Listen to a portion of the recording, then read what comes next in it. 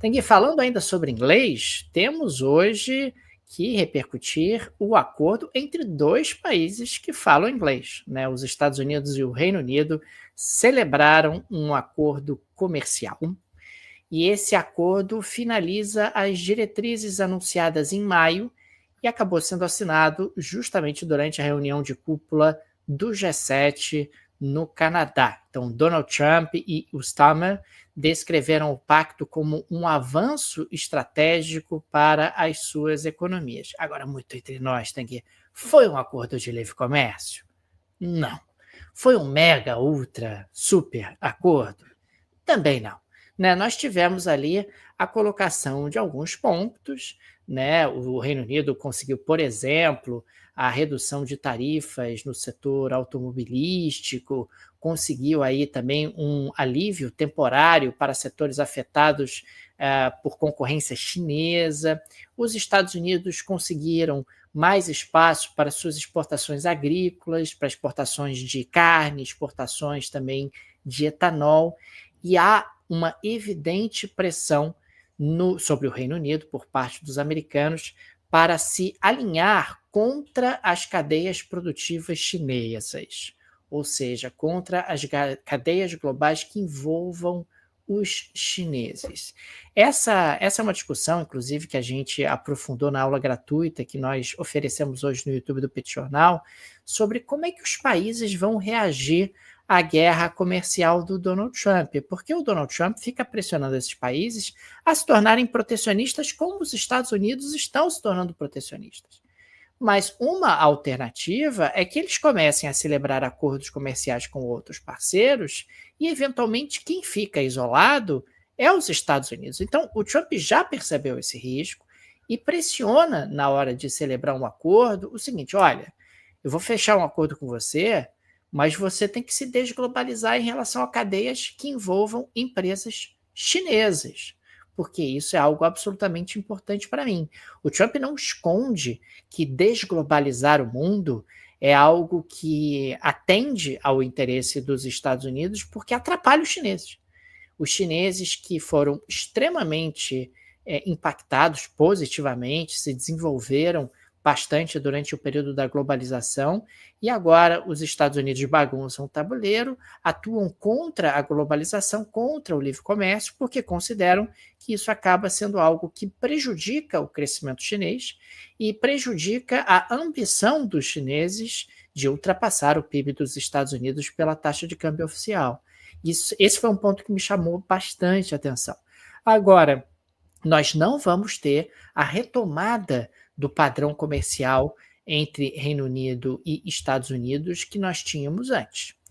É um avanço, você passa a ter mais comércio do que você tinha antes do acordo, mas você mantém ali os Estados Unidos relativamente fechados. E esse me parece um ponto que vai ser uma tônica de todos os acordos que o Trump vier a celebrar. O acordo é melhor do que as tarifas que eu ameacei impor a você, mas o meu mercado não voltará a estar tão aberto como ele estava antes. Por falar em Estados Unidos, Daniel, eu vou voltar para o cenário do conflito, porque, enfim, em termos de política internacional, é o grande assunto dessa semana agora. E a gente teve, Daniel, o registro de os Estados Unidos enviando um número significativo de aeronaves exatamente para o Oriente Médio. Ontem, Daniel, a gente trouxe aqui que um porta-aviões, e quando a gente fala sobre um porta-aviões, não é apenas o porta-aviões, você tem vários navios militares de apoio ao a esse porta-aviões que estava lá na região do Mar do Sul da China, se deslocando em direção provavelmente ao Golfo Pérsico, né? Naturalmente isso não é anunciado de antemão, mas acompanhando o navio, isso dá para fazer pela internet, estava exatamente indo em direção ao oeste, né? Ou seja, em direção ao Golfo Pérsico. E agora, portanto, nós temos aeronaves americanas sendo enviadas exatamente para a região do Golfo Pérsico também. Isso não significa necessariamente que os Estados Unidos vão se envolver na guerra, também não significa que não vão, né? Aliás, o próprio Trump disse que está muito inclinado a iniciar bombardeios contra o Irã também. Aquilo que o Trump fala, a gente sabe, né, Daniel? Muitas vezes é bravata e tal, mas no momento no qual você tem uma tensão muito grande no Oriente Médio, o envio de mais armamentos, né? Naturalmente, aeronaves de combate são armamentos poderosíssimos, fazem parte também da lógica americana, principalmente sabendo que nós temos um grande aliado norte-americano que está em guerra contra um inimigo dos Estados Unidos, que é o Irã. No meio disso tudo, Daniel, a gente teve mais algumas declarações que eu acho que vale a pena a gente notar, vale a pena a gente mencionar. Um comandante, por exemplo, do exército do Irã fez um anúncio pedindo a evacuação imediata de Haifa e Tel Aviv. Quando a gente fala sobre Haifa e Tel Aviv, são duas das principais cidades israelenses, são duas cidades que são dois centros populacionais, são duas cidades estratégicas para Israel. Então, da mesma maneira que a gente já teve algumas declarações pedindo a evacuação de Teherã por parte de Israel, a mesma coisa agora está sendo dita com relação a Haifa e Tel Aviv. Claro que a gente tem, de novo, aquelas bravatas de parte a parte, o Irã, por exemplo, dizendo que vem um ataque aí que ninguém nunca imaginou que poderia vir e tudo, e falando exatamente sobre Haifa e Tel Aviv, isso pode gerar, obviamente, uma preocupação, e nós tivemos a China e a Rússia, por meio das suas embaixadas, recomendando que os seus cidadãos deixem Israel e o Irã o mais rápido possível. Tipo, sai daí, não é para estar aí. A preocupação, naturalmente, de China e Rússia, Daniel, não é apenas a possibilidade de cidadãos seus serem feridos, né, com bombardeios e tal, mas é a possibilidade também, por serem dois países com muita visibilidade, acabarem sendo utilizados como refém, como moeda de troca, sabe-se lá o que pode acontecer. Então, tanto China quanto Rússia dando orientações. E aí, naturalmente, né, Daniel, quando isso acontece, todo mundo começa a ficar preocupado. Né? O que China e Rússia estão sabendo que a gente não está sabendo? Né? O que pode vir pela frente? E aí, isso nos leva, Daniel, a uma reflexão importante que a gente já deve ter reparado, né, Daniel, a gente tem falado sobre isso, como China e Rússia estão sendo discretos num conflito como esse, né? A gente não está vendo China e Rússia batendo na mesa, exigindo qualquer coisa, ficando do lado do Irã, por exemplo, né? Então, a Rússia tem uma relação que já data aí de alguns anos com o Irã, uma boa relação com o Irã, compra armamentos. A China também. A China vinha comprando petróleo iraniano como se não houvesse amanhã, vinha sendo um país que estava aproveitando muito o mercado iraniano, a economia iraniana, né? Já que está toda sancionada, a China é uma via importante de escoamento de produtos, de investimentos e tal, para o Irã, e a gente tem visto esses dois países muito discretos. Ou seja, Daniel, isso pode levar a gente a crer que há negociações que estão acontecendo do ponto de vista diplomático, a portas fechadas, e que a gente não está sabendo, talvez alguma coisa envolvendo Taiwan, talvez alguma coisa envolvendo a Ucrânia, sabe-se lá, Daniel, se de repente é uma troca. Olha só, os Estados Unidos vão agir, vão permitir, vão dar apoio para Israel agir contra o Irã, resolver um problema do Irã e dar um certo espaço para a Rússia também poder fazer aquilo que bem entender na Ucrânia, por exemplo. Não dá para a gente saber. O fato não dá para a gente imaginar que os telefones estejam parados. Estados Unidos, China e Rússia certamente estão conversando muito, e quem deve estar em depressão profunda nesse momento é Volodymyr Zelensky. A gente já falou sobre isso, quando a guerra começa no Oriente Médio, lá em 2023, o Zelensky ele fica meio desesperado, porque é como se ele tivesse esquecido. Tivemos uma reunião do G7 que até falou sobre a Ucrânia, mas o assunto principal não foi a Ucrânia, a guerra da Ucrânia, Daniel, cada vez mais em segundo plano, que é ótimo para o Putin e péssimo para o Zelensky, Daniel.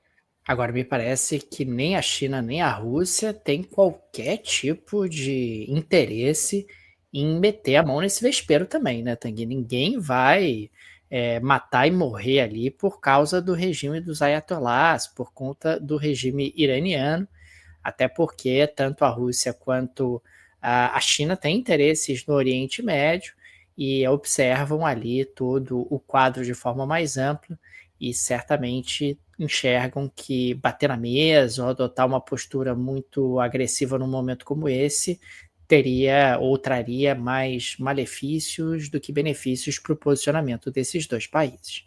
Tanguy, Agora, vamos Daniel, para... na geleira chaqueira de hoje, o G7 volta, né? O G7 volta, Tanguy. Hoje tivemos uma imagem maravilhosa no G7. Você sabe que o Macron resolveu falar ali no ouvidinho da Giorgia Meloni. Aí botou a mão na frente, aquela coisa, para que as pessoas não fizessem a leitura labial, Giorgia Meloni também e tal. E num determinado momento, de repente, não mais do que de repente, Macron fala alguma coisa no ouvido de Giorgia Meloni que revira os olhos E eu pude ler o pensamento dela. Ela disse o seguinte, né, naquele balãozinho: não ganho para isso. Não ganho para isso. Não Tudo tem ganho para. limite. Tudo tem limite. Não ganho para ouvir o que eu estou ouvindo aqui de Emmanuel Macron. Emmanuel Macron nunca decepciona, Tanguy. Nunca decepciona. A gente pega no pé dele, mas ele não se ajuda. Macron é um chato de galocha. É alguém que liga, é alguém que faz piadinha, é alguém que se acha super engraçado, que se acha super entrosado, mas não é. Mas não é, só que não. Então, ô Macron, pelo amor de Deus, Macron, vamos tomar cuidado com o que você fala. Outro dia você, tomou um safanão aí da Brigitte. Outro dia você estava ligando para as pessoas e não estava sendo atendido. E agora você tomou uma revirada de olhos da Giorgia Meloni em plena reunião do G7. Então, Macron, por favor, fica aí a dica. Toma cuidado. Tem aí um pouco mais de inteligência social, porque eu acho que você está precisando realmente um pouco mais de habilidade nesse quesito. O Daniel Souza, a Giorgia Meloni, cara, ela já aguentou Matteo Salvini, falando, devia ser chato pra caramba. Ela aguentou Silvio Berlusconi, falecido Silvio Berlusconi, também devia encher o saco dela pra ela revirar o olho pro Macron, é porque realmente, Daniel, atingiu todos os limites, né? Passou de todos os limites. E me lembrou, Daniel, a cena me lembrou a Angela Merkel revirando o olho pro Putin, né? Então o Putin fala alguma coisa para ela, o Putin falava com ela em alemão, né? E ela dá uma revirada de olho também. Deve ter sido uma cúpula dessa de G7 também, viu, Daniel? Não sei exatamente que evento foi aquele, mas a Angela Merkel também dá uma revirada de olho daquelas clássicas, né? Então fica aí Giorgia Meloni se juntando ao time de Angela Merkel. Mas o Putin teve volta. O Putin, né, soltou os cachorros literalmente para cima da Angela Merkel, que tinha fobia, e gerou ali um certo constrangimento numa situação posterior, né?